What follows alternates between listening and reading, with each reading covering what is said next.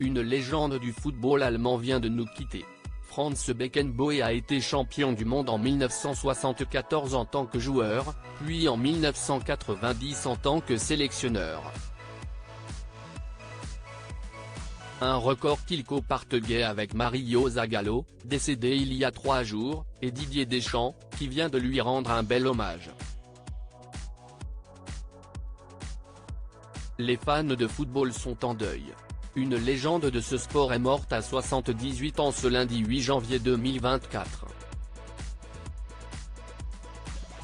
Il s'agit de Franz Beckenbauer.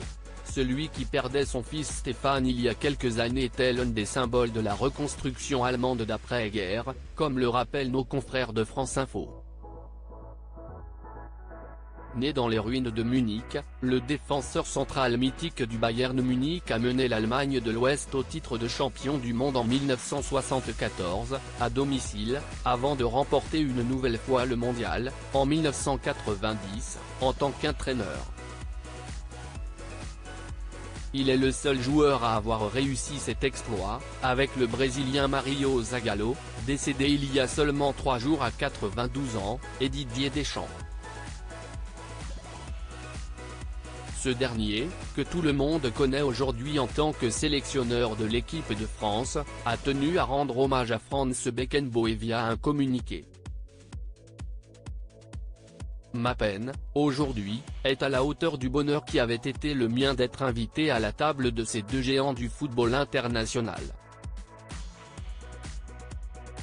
Franz Beckenbauer a d'abord été un joueur de classe mondiale, un défenseur talentueux et autoritaire avec son club de presque toujours, le Bayern Munich, mais aussi avec la sélection allemande avec lesquelles il a collectionné les trophées. Il dégageait une classe, une assurance dont beaucoup ont cherché à s'inspirer, a-t-il déclaré, comme le précise BFM TV. Franz Beckenbauer opérait du cœur 2 fois avant d'ajouter et de conclure, celui que l'on surnommait le Kaiser a repris la sélection allemande en 1984, après une élimination au premier tour, et il l'a amené en finale de la Coupe du Monde 1986 et au titre, 4 ans plus tard.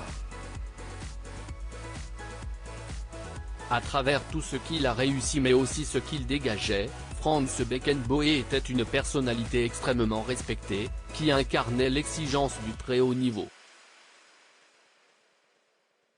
J'adresse à sa famille, ses proches et tous ceux qui, comme moi, l'ont admiré, tout mon soutien dans ce moment triste et douloureux.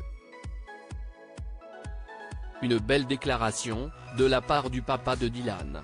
Rappelons enfin que celui que l'on surnommait le Kaiser avait subi 2 opérations du cœur en 2016 et 2017, et se plaignait d'un œil devenu presque aveugle. Sa légendaire carrière sera gravée à jamais dans la mémoire des supporters allemands, et plus généralement des fans de football.